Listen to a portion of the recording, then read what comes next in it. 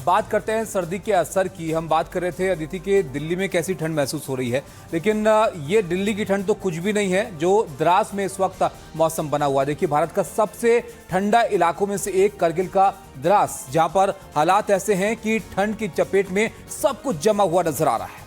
ये तापमान -30 डिग्री जो है बताया जा रहा है और सब कुछ यहाँ पर जमा हुआ है। तस्वीरें देखिए, बर्फ ही बर्फ, सिल्वर लाइनिंग इसे कह सकते हैं द्रास के लिए, क्योंकि यहाँ पर हालात जो है ठंडे तो हैं ही, लेकिन यहाँ पर ट्रैवलर्स को बहुत आकर्षित कर रहे हैं। तो तापमान -30 डिग्री यहाँ पहुंच चुका है। दूध, तेल, पानी यहाँ पर सब जम चुका है।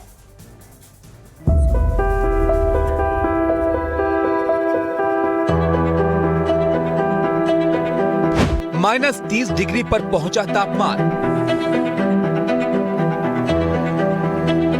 भारत का सबसे ठंडा इलाका। भीषण ठंड में पानी और तेल भी जम गया।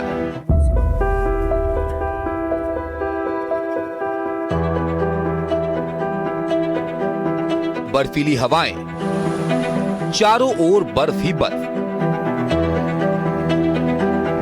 और ठंड इतनी कि पेड़ पौधे, नदियां सब जम गया है। भारत में जब सबसे ठंडी जगहों की बात होती है तो ज्यादातर लोग कश्मीर, हिमाचल या सिक्किम का नाम लेते हैं, लेकिन देश में सबसे ठंडी बसी हुई जगहों में से एक भारत के सबसे उत्तरी छोर पर है। लद्दाख के करगिल जिले में बसा द्रास न सिर्फ भारत की सबसे ठंडी बस्ती है, बल्कि साइबेरिया के बाद इसे दुनिया की दूसरी सबसे ठंडी रहने वाली जगह भी माना जाता है। यहाँ सर्दियों में तापमान 0 से कई डिग्री नीचे चला जाता है। भारत का सबसे ठंडा इलाका है द्रास। इसे लद्दाख का प्रवेश द्वार भी कहा जाता है। ये करगिल में 3300 मीटर की ऊंचाई पर स्थित है। आमतौर पर यहाँ तापमान -20 डिग्री से -25 डिग्री सेल्सियस तक पहुँच जाता है। हैरान करने वाली बात यह है कि 1995 में न्यूनतम तापमान -60 डिग्री दर्ज किया गया था। भारत का सबसे ठंडा जगह द्रास है और द्रास का सबसे ठंडा जगह दंदलथंग। इस वक्त हम हिंदुस्तान के सबसे ठंडे विलेज दंदलथंग में मौजूद हैं। ठीक आप मेरे पीछे देख सकते हैं, जहां तक भी आपकी नजर जाएगी वहां पे आपको सफेद चादर ही नजर आएगा और बर्फ से ढकी हुई ये जो गांव है इसे दंदलथंग कहा जाता है। और विंटर के महीने में यानी मौसम सरमा में यहाँ पे टेम्परेचर में बहुत ज्यादा गिरावट देखने को मिलता है। तो इस जगह की खासियत यह है कि मौसम सरमा में विंटर के महीने में यानी 3 महीने के लिए नवंबर, दिसंबर, जनवरी 3 महीने के लिए इस गांव में धूप बिल्कुल नहीं खिलती है। उस वजह से ठंड में और भी ज्यादा इजाफा हो जाता है। ठीक मैं आपको दिखाना चाहूंगा, यहाँ पे आप देख सकते हैं ये जो जगह है पूरी तरह से जो पानी के लिए पाइपलाइन लाया गया है और ये पाइप पूरी तरह से जम गया है और ये जो इरिगेशन कनाल में जो पानी यहाँ पे फेंका गया है, पानी भी पूरी तरह से जम गया है।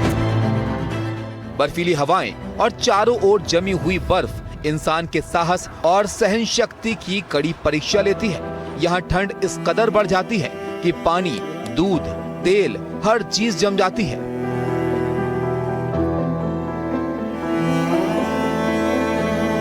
देख सकते हैं ये एक किराना शॉप है जहां पे जितने भी लिक्विड फॉर्म की जो चीजें हैं, चाहे वो अगर हम तेल की बात करें, आप देख सकते हैं तेल पूरी तरह से फ्रीज हो चुका है। तेल के साथ साथ आप यहाँ पे देख सकते हैं जो विनेगर है, जो एप्पल साइडर विनेगर है, विनेगर भी पूरी तरह से फ्रीज हो चुका है। और साथ ही साथ मैं आपको और भी जो चीजें दिखाना चाहूंगा, जो पी मार्का है, जो तेल हम इस्तेमाल करते हैं डेली लाइफ में, पी मार्का भी पूरी तरह से जो है जम चुकी है। तो ठंड के कारण ये सारा चीज हुआ है। तो यहाँ पे जो दुकानदार है उनसे जानना चाहेंगे। सर आपका नाम? मोहम्मद अमीन सर। जी, क्या कहेंगे ठंड में अभी कितना इजाफा हुआ है? नियरली -30 चल रहा है सर। अभी चल रहा है हाँ, रात को सर। दुकान में जो सामान है, साजो सामान है, खासकर जो पानी के फॉर्म में आते हैं, तो उनकी क्या स्थिति है इस वक्त? पूरा आइस बन चुके हैं सर। सारा मिल्क हो, टमाटर पूरी हो, रिफाइंड ऑयल हो या पी मार्का हो। अच्छा, ये मिल्क है? मिल्क है सर। ये पूरी तरह फ्रीज हो चुका है? फ्रीज हो चुके हैं सर। देखिए, आप देख सकते हैं ये पूरी तरह से फ्रीज हो चुका ये है। टमाटो पूरी है और सर। साथ में ये आप देख सकते हैं टमाटो पूरी भी पूरी तरह से फ्रीज हो चुका है टेम्परेचर सर। में गिरावट और बोन चिलिंग कोल्ड आने की वजह से ये भी पूरी तरह से फ्रीज हो चुका है, आप देख सकते हैं। बताया जाता है कि जनवरी 1995 में द्रास में अब तक का सबसे न्यूनतम तापमान -60 डिग्री दर्ज किया गया था। वहीं अक्टूबर से अप्रैल तक चलने वाली कड़ाके की सर्दी यहाँ रहने वाले लोगों के लिए जीवन को बेहद कठिन बना देती है।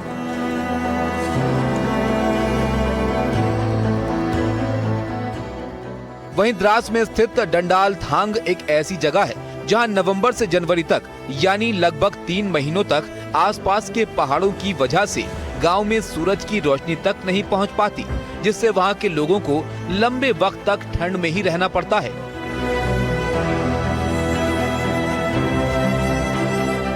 हालांकि यह रहना बेहद कठिन और चुनौतीपूर्ण माना जाता है, फिर भी द्रास और आसपास के इलाकों में भीषण सर्दी से बचने के लिए लोग मोटी दीवारों वाले घर बनाते हैं, लकड़ी से जलने वाले चूल्हों का उपयोग करते हैं और गर्म ऊनी कपड़े पहनकर खुद को सुरक्षित रखते हैं।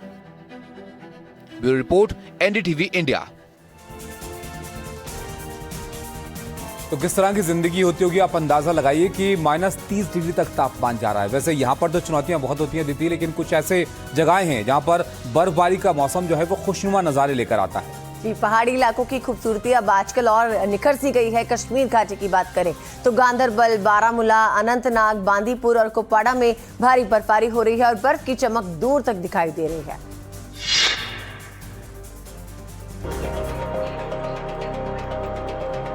प्रकृति का खूबसूरत स्पर्श, आसमान से बरसते ये बर्फ के फाहे और बर्फ से ढकी ये चोटियां जो आंखों को सुकून देती हैं। कश्मीर को धरती को स्वर्ग कहा जाता है और ये कहना सही भी है। ये तस्वीरें देखकर हर कोई यही कहेगा। दरअसल ऊंचाई वाले इलाकों में भारी बर्फबारी के बाद पूरा क्षेत्र सफेद चादर में ढक गया है। ऐसे में सोनमर्ग, गुलमर्ग, गांदरबल और जोजिला पास जैसे इलाकों की खूबसूरती और निखर गई है, जहां बर्फ की चमक दूर तक दिखाई दे रही है।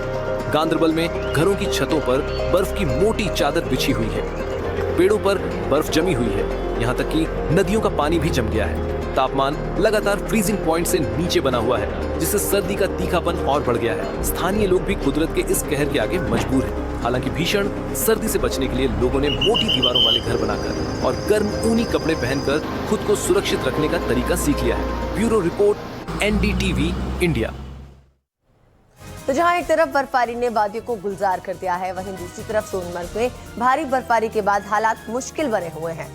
यहाँ पर कैसे हालात हैं, इससे आप अंदाजा लगाइए कि गाड़ियों की आवाजाही तक यहाँ पर बाधित हो रही है, क्योंकि बर्फ इतनी है कि रास्ते तक बर्फ से भरे पड़े हैं। रिपोर्ट आप देखिए।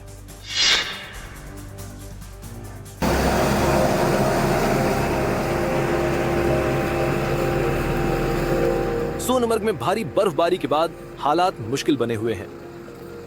खराब मौसम की वजह से स्थानीय लोगों के साथ साथ पर्यटक भी मुश्किल में फंसे नजर आ रहे हैं।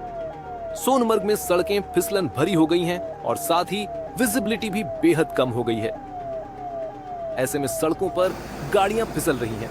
पुलिस और स्थानीय लोग धक्का लगाकर गाड़ियों को रास्ता पार कराते नजर आ रहे हैं। सड़कों पर गाड़ियों की लंबी कतारें लगी हैं, क्योंकि फिसलन भरे रास्ते पर आगे बढ़ना मुश्किल है और ये किसी की जान के लिए खतरा भी बन सकता है। वहीं बीआरओ की ओर से सोनमर्ग में बर्फ हटाने के लिए भारी मशीनरी लगाई है, ताकि यात्रियों के लिए आवाजाही सुरक्षित और आसान हो सके। लेकिन कुदरत की इस मार के आगे हर कोई मजबूर है। ऐसे में पुलिस प्रशासन की ओर से सभी टूरिस्ट को सलाह दी जा रही है कि किसी भी परेशानी से बचने के लिए एंटी स्किड चेन वाली गाड़ियों से ही यात्रा करें।